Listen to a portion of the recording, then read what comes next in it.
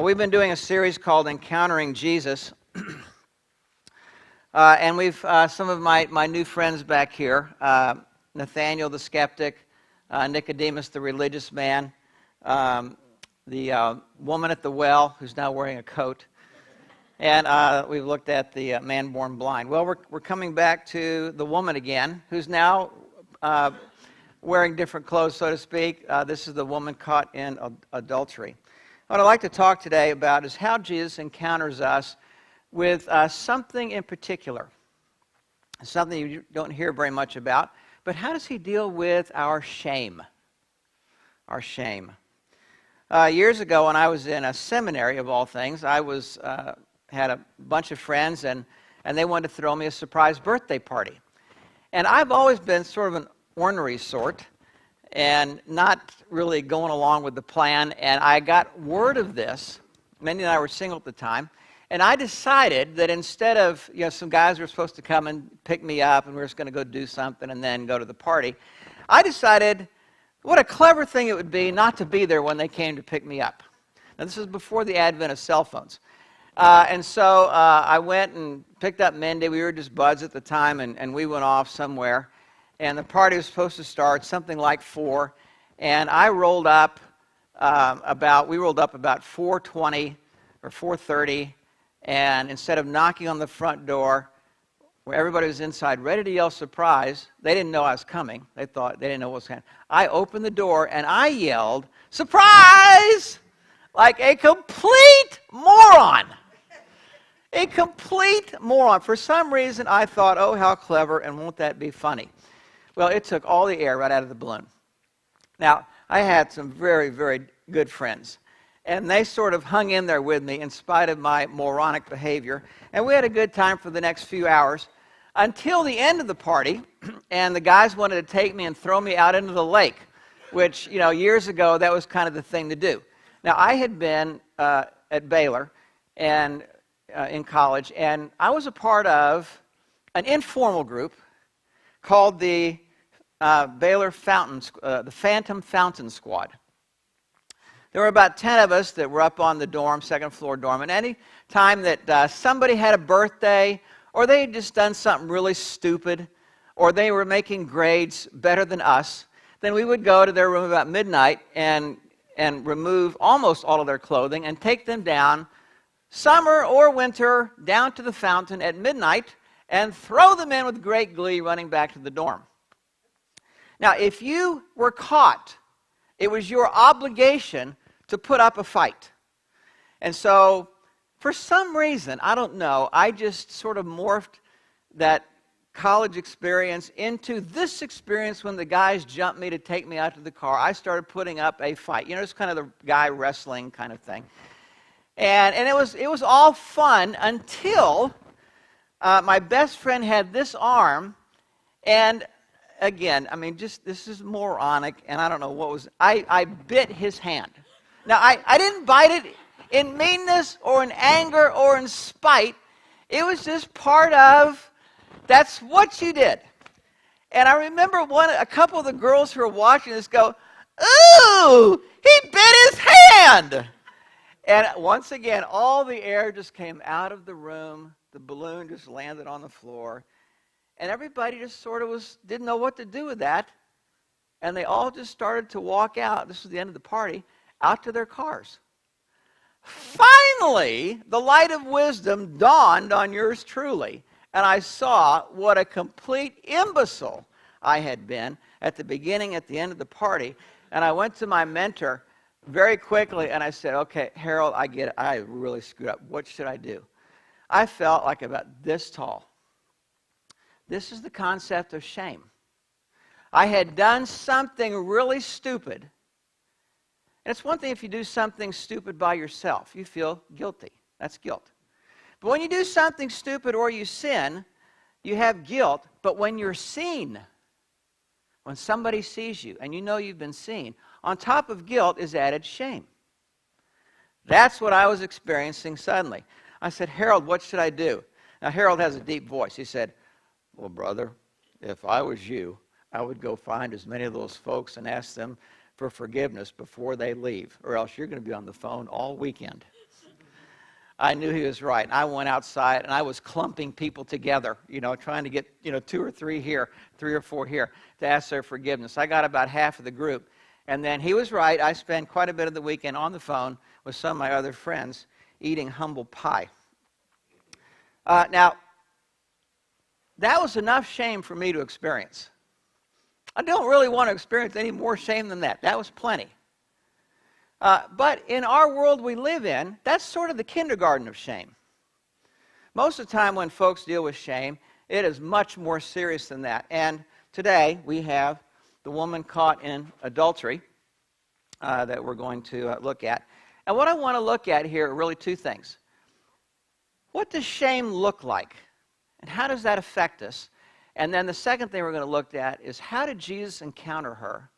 And there are 3 things I want to highlight in what he did for her in helping her deal with guilt, and especially her shame. First of all, shame happens when we're seen. It's the idea of being seen. We're spotted. Oftentimes, you may find yourself, you've done something you know you shouldn't do, and the first thing you do is you look up to see if anybody sees. This happens probably every day, even if we don't realize that we're doing this. One of my favorite commercials for a long time was Southwest Airlines. Anybody recognize the name from commercials? Southwest Airlines? You've got somebody doing something stupid, being a complete moron, and suddenly everybody's eyes are glued on the person, and the tagline is, "Want to get away?" That is shame. Yes, I do. Shame is one of those things that is a cruel taskmaster. It follows us by day, but it is ruthless at night. It haunts us. There are many times where you may find yourself trying to go to sleep at night, and the lights are out, and it's midnight, and you're tired as can be, and you just can't go to sleep. Sometimes that's because shame is doing its cruel work. That's how our story begins. Verse 1, Jesus went to the Mount of Olives. That's where he slept. At dawn the next morning, he appeared again in the temple courts. This is in Jerusalem. It is a very public setting. In the temple courts, where everybody's going to be congregating, where all the people gathered, a lot of folks, around him, and he sat down to teach them. Now, sometimes, if you've read this story before, you may think this just sort of happens in some little private area off to the side, and the woman is caught in adultery, and the Pharisees bring her over there, and it's just that little group of people. That's not the setting. This setting is wide open, lots of people beyond just the Pharisees, just Jesus and the woman. Verse 3, the teachers of the law and the Pharisees, the religious leaders, the elites of the time, brought in a woman caught in adultery. It's kind of an interesting phrase. How do you catch someone in adultery? There's some mystery in the story here, and you might conjecture about this if this was part of a trap, which we'll look at in a little bit. They made her stand before the group. That's shame. Put her in front of the group. Shame is just showering down on her. Number 2, shame is fueled by scorn. It's not enough that you've just sort of lit a little flame and you've got the little pieces of the little embers going and starting to glow and a few little coals. But shame becomes a fire when we see in the people who look at us some look of sneering or scorning. Sort of that rolling of the eyes, that, can't believe you did that. That's when shame becomes even harder. In this particular story, it's always been easy for me to imagine the looks of the Pharisees.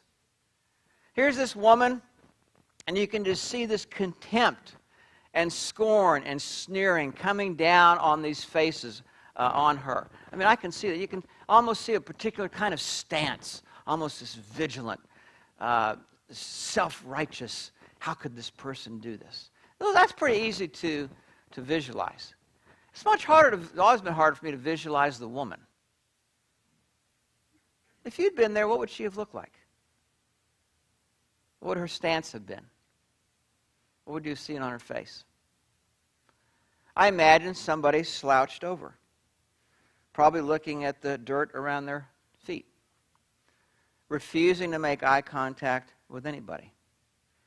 Humiliated, mortified, somebody in tears.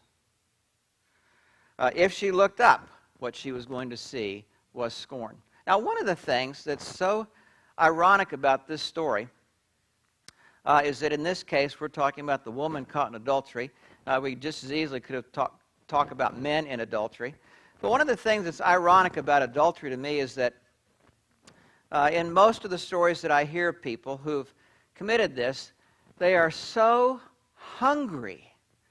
There is such a deep ache in the heart to want to be loved just for who they are, and they don't have that in the relationship or relationships around them yet, and yet they sort of imagine that that person would be the one who could finally quench that emptiness inside, or slake that thirst that I have, or provide some kind of comfort for this ache inside of my heart. I imagine she imagined that with the particular guy she happened to be with. One of the ironies of the story is that she is now standing in front of a whole bunch of men where she's getting the opposite of that. Most of the time when folks are caught in adultery, it's not a situation as public as this one. But I can tell you that there are times where in every situation you come to realize that what you imagined you were finally going to get still can't do it.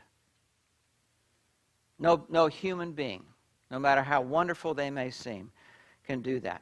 Now, the Pharisees have come. They've put Jesus on the spot. In the law of Moses, on the inside of your handout, Moses commanded us to stone such men, they say. Now, what do you say? They were using this question as a trap in order to have a basis for accusing him.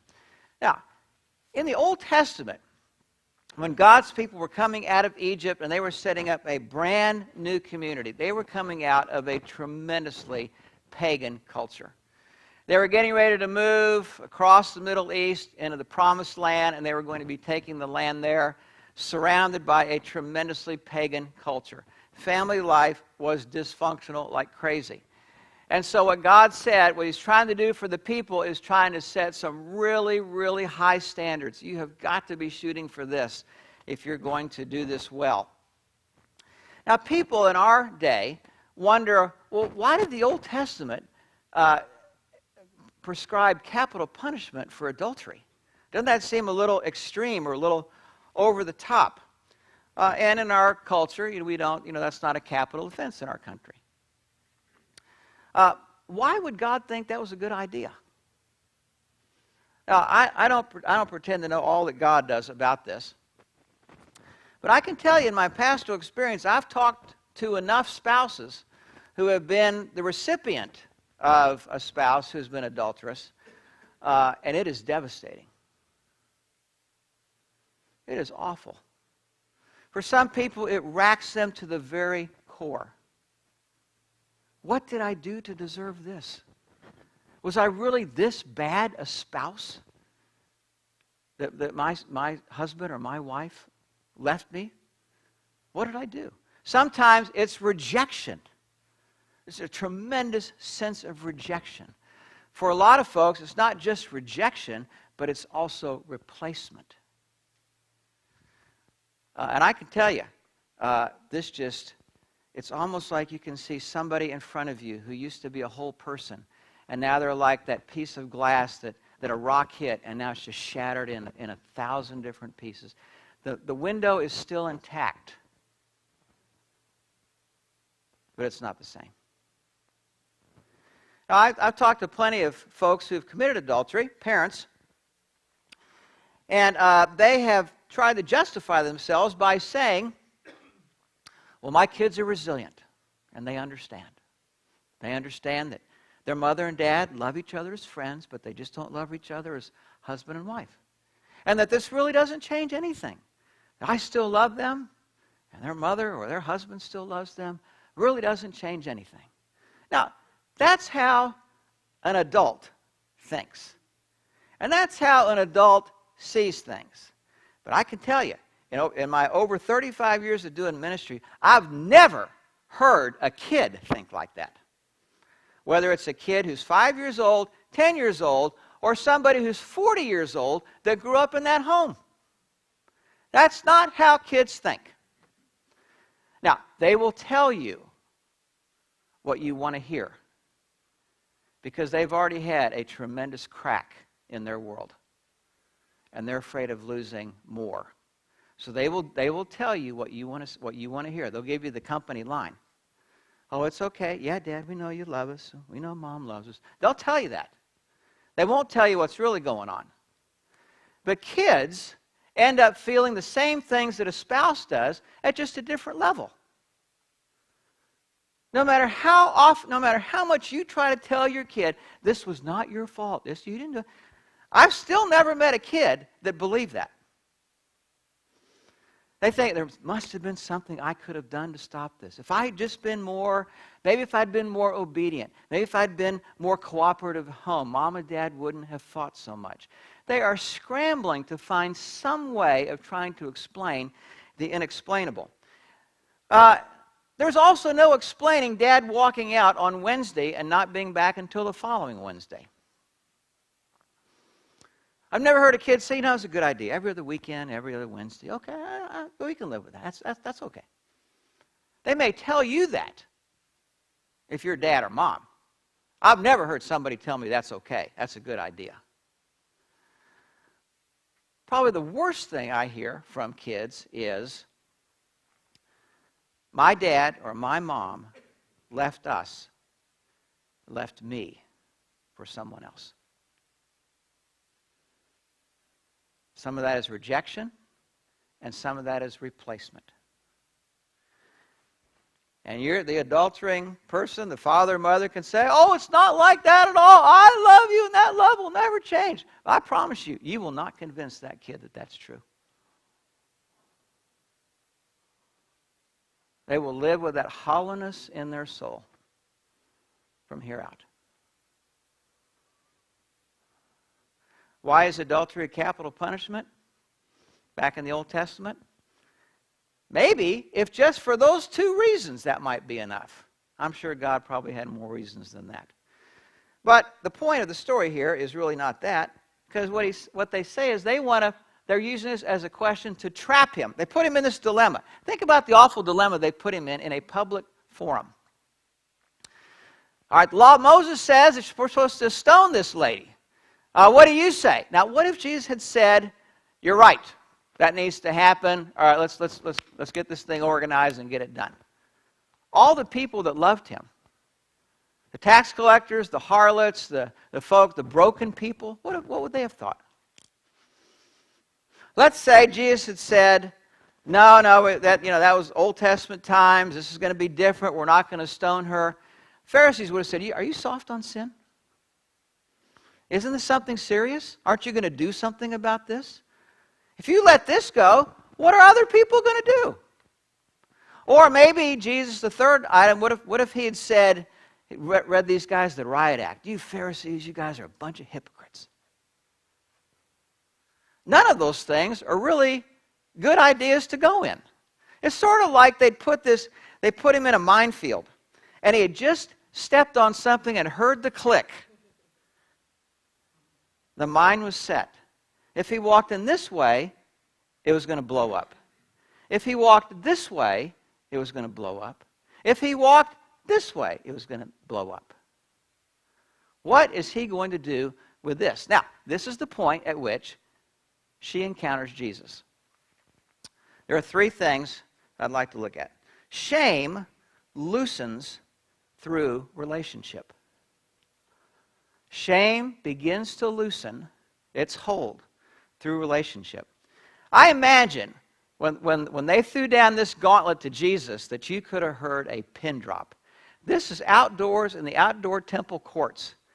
A multitude of people around. All these Pharisees. Everybody just glued like, what's he going to do? What's he going to say? Shame and scorn have fallen down upon this woman. What does Jesus do? Verse 6. Jesus bent down and started to write on the ground with his finger. What is that all about? All these people watching, scorning, shame for the Pharisees, the woman, head bowed, and he just, pulls himself down and just takes and he starts writing in the dirt. Again, a pin drop moment. I think everybody and I would have wondered, what's he writing? And John doesn't tell us in this story, which I take to mean that it's really not important what he wrote. He's really doing something else in the silence. I think there's a silent sermon that he's just begun to preach. Maybe some of you wish I would also adopt that tactic on occasion. Don't worry, I'm not thinking about that.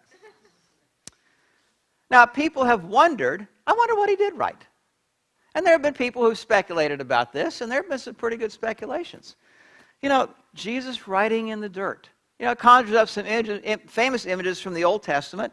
In Exodus 31, this is the forming of the 10 Commandments, Mount Sinai. When the Lord finished speaking to Moses on Mount Sinai, he gave him the 2 tablets of the testimony. That's the 10 Commandments. The tablets of stone inscribed by the finger of God. I'm sure those guys probably had that image in their mind at this time. Now, if that's what he was writing, something along this line, I imagine if I was them, they were waiting for him to write number 7, thou shalt not commit adultery. That's one possibility. Next verse. Jeremiah 17. O Lord, the hope of Israel, all who forsake you will be put to shame. All who forsake you will be put to shame. Could he have been writing this verse? Here's a woman who's being put to shame. The Pharisees would certainly have thought that she had forsaken the Lord. She was sort of getting her just due. Those who turn away from you will be written in the dust because they have forsaken the Lord, the spring of living water. That verse might have come to mind. Or maybe Daniel. This is probably the most famous of all. Suddenly the fingers of a human hand appeared. This is at the king's palace when he's got this big festival party going on, this drunken orgy. Suddenly the fingers of a human hand appeared and wrote on the plaster of the wall near the lampstand in the royal palace. The king watched the hand as it wrote. This is one of those pin drop moments. The party stops. Everybody's like, what is this? He continues on. Belshazzar was the king, pagan king. His face turned pale. He was so frightened that his knees knocked together and his legs gave way. What he realized is judgment is about to come. This is the inscription that was written. So Daniel comes and he interprets for everybody. The writing is just 4 words. Mene, mene, tekel, parsum. And Daniel says, here's what this means.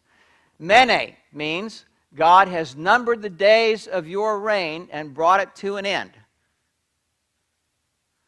Message to Belshazzar. The gig is up. Over. Tekel, second word. You have been weighed on the scales and found wanting. I don't know about you, that sends chills up my mind, up my back. He was shaken when he saw this, and that night he died. However, though he was shaken by that, the Pharisees were unfazed, and they continue on without missing a beat. Verse 7, John 8. When they kept on questioning him, not missing a beat, not tracking with him, not wondering what they were doing, he straightened up, stands back up and says to them, if any one of you is without sin, let him be the first to throw a stone at her. Now, he's sort of quoting from the Old Testament, Deuteronomy 17, where capital punishment is prescribed. But what Moses says in Deuteronomy 17 is, before you do that, in order to make sure that if somebody is guilty and not an innocent person, they are put to death, the witnesses, two of them, not one, two, have to stand there, pick up the stone, and be the first ones to throw the stone. It was sort of a deterrent just to being mean or cruel or paying somebody back. That's what they're wanting him to do. What they're wanting Jesus to do is to say, yep, that's what ought to be done. And Jesus turns this completely on their heads. He says, you know, you've come here to test me. He doesn't say this, but this is what I'm reading between the lines here. You've come to test me about this, to think this is what I should do. But Moses and the law of Moses tests you. You caught her in adultery. Who were the first two that found her? You two throw the first stones. Suddenly their trap is about to blow up on them. I wonder here what the effects were on those men. It's one thing to be high on your, whatever the image is, high on the hog or high on the pedestal or something, and thunder down your criticism on what somebody done. That's one thing. But it's another thing when now it's up to you to decide what ought to be done. I think this stopped them in their tracks. But even more so, I wonder what was the effect on that lady. Part of her might have said, this is getting a little scary. Is somebody actually going to pick up some stones and do this? Again, a pin drop moment. But I think that she starts to realize this is not going to play out like these jokers want it to play out. Shame, I think, is just starting to loosen through how she perceives he is relating and treating her. Number two, shame. One of the hard things about shame is that you feel all alone. I'm the worst person in the world. How could anybody do this except me? I can't believe it. And what Jesus starts to deal with here in this story is he says to her, sort of indirectly, lady, you're not alone at all. Verse 8, again, he stooped down and wrote on the ground. And I think that at that point, when he did that, as the men began to think about this, perhaps they thought about him teaching. In Matthew 5, he had said, you have heard it was said, do not commit adultery. They would all go, yep, check, got that, number 7. But I tell you, anyone who has looked at a woman lustfully has already committed adultery with her in his heart. Already is the operative word there. Already. In other words, what he would say, you guys have beaten her to the punch. Maybe that starts to come in. Maybe the idea of he who is without sin be the first to cast it is starting to sink in. And I think at some point, these guys' consciences became alive. It's almost like they woke up again, and the gears lumbered into motion. And John records it this way, verse 9, at this, those who heard began to go away one at a time, the older ones first, until only Jesus was left, with the woman still standing there. Now, I don't know if she knew that was going on. I suspect she was still looking straight down, not making eye contact with anybody. I don't know if she heard any rustling in the dirt, or if she could see the bottom of some of these guys' robes moving away, or feet. I suspect that she did in the silence because nothing was happening. I think shame was slowly cracking and losing its hold on her. Let me come to the climax of the story. This is the best part of the story to me. What does Jesus do with her shame? He transferred it. He picked it up off of her, took it upon himself, walked away. That's the short version. This is a poignant moment. Verse 10, Jesus straightened up and asked her, woman, where are they? Now, if I had been the woman, I can tell you where my mind would have gone. I would have looked up and saw all these guys are gone, and I would have thought, oh, good. But then my next thought would have been, but now I'm going to get the parental lecture. I'm going to have him stand there and say, woman, what are you thinking? This is not the way to live your life. You are going to destroy your very soul and heart in this process. You must not persist in this. And she probably, if that came, I know I shouldn't have done that. I don't know what came over. That's probably how these things play out in our heads. But he says, woman, where are they? Now, what's going on there? Woman, where are they? What's going on? I think two things are going on here that are just magical. He is relating to her even before he asked this question. What do you imagine, as you read between the lines here, is coming out of him towards her? You see that fatherly lecture face? You see that rolling of the eyes? You see that, oh, what are we going to do with you kind of look? I don't think she senses that at all. Nowhere to be found. It's not like he is the moral superior and she is the moral inferior, even though he is the moral superior. I think what he's doing is relating to her as a peer. Person to person. One person of value to another person of value. And as she looks up, he asks, woman, where are they? And then the question is a rhetorical one. I don't know. Where'd they go? I don't know. It's really not a question that nobody expects to answer. He doesn't expect her to answer. Really doesn't expect him to answer. The effect of the rhetorical question is, the scorners are gone. He was able to take care of that. Now, in her particular case, that's really good. I can tell you from personal experience that God doesn't always sweep away the scorners in the flash of a moment. Sometimes, for whatever redemptive reasons he has, he leaves them in our lives. Oh joy, oh joy. A rhetorical question. Where are they? The scorners are gone. Second question. He says, has no one condemned you? Now, this is not a question of information. This is a rhetorical question. The obvious answer is, well, nobody.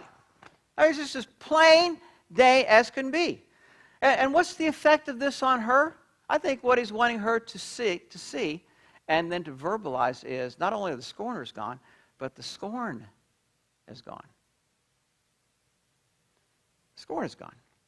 She utters something for the first time in the whole scene. No one, sir, she said. What's going on inside of her?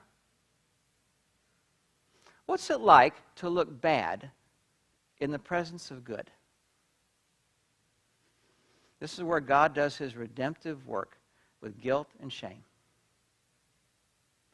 When good embraces the person, shame and guilt are dealt with. Verse 11, neither do I condemn you. Go now and leave your life of sin. Now, if you've been around our church, or if you walk around, you'll see these 5 B words. This is who we are as a church. In your handout, we have a little magnet you can take home. And how fitting, because the first 2 words are broken and beloved. This is a woman who has been broken and is broken. And yet, the whole point of the story is that beloved trumps brokenness. It doesn't matter how she sees herself. That's immaterial. All that matters is, how does he see me? That makes this woman. That's what deals with her shame and scorn. Now, he does say, neither do I condemn you, but he's not soft on sin either. Go now and leave your life of sin. Just a simple statement. No lecture. No condemnation. Just, I got a good idea for you. Go in a different direction. Do everything you can to move in a different direction. Now, what happened to her shame? Did it just disappear into thin air? Well, not really. It did go somewhere, I think. We get a little piece of this in Hebrews 12. Let us fix our eyes on Jesus, the author and perfecter of our faith, who for the joy set before him endured the cross. A picture here. Endured the cross. Very next phrase. Scorning its shame. What does he mean there? This woman's shame and scorn was transferred to him on the cross. Just like my shame and the scorn I've earned is transferred on the cross. And the shame you've earned and the scorn you've experienced transferred on somebody else's shoulders. Maybe you've worn it on your shoulders for a long time. Don't need to do that. It's transferred onto him, and then in irony of ironies, he scorns the shame that's put on him. In other words, it's not going to win. Sin in the final analysis loses, and he gets to mock it even as he's dealing with it. I don't know about you, but I think, wow, only you could pull off something like that. Now, where is this scorn happening?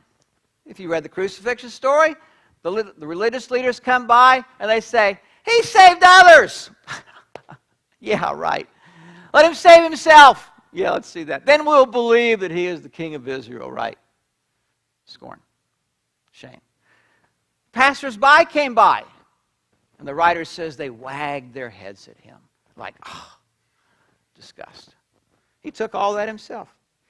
1 Peter 2:6. In the scripture, it says, see, I lay a stone in Zion, a chosen and precious cornerstone. This is Jesus. The one who trusts in him will what? Never be put to shame. What does that mean? We're going to sin, and when we sin and we're seen, we experience shame. But what he means is, shame will never have the last word with any Christian.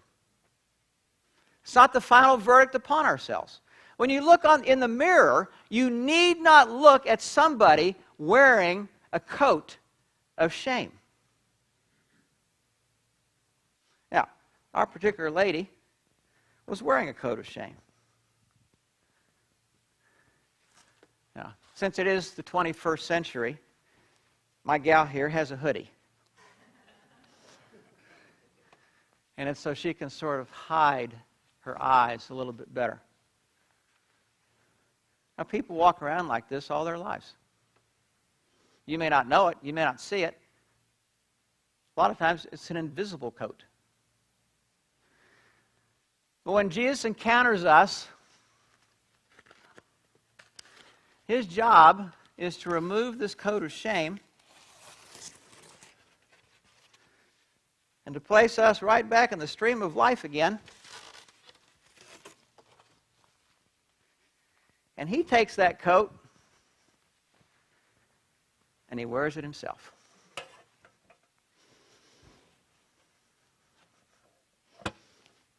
Let's pray together.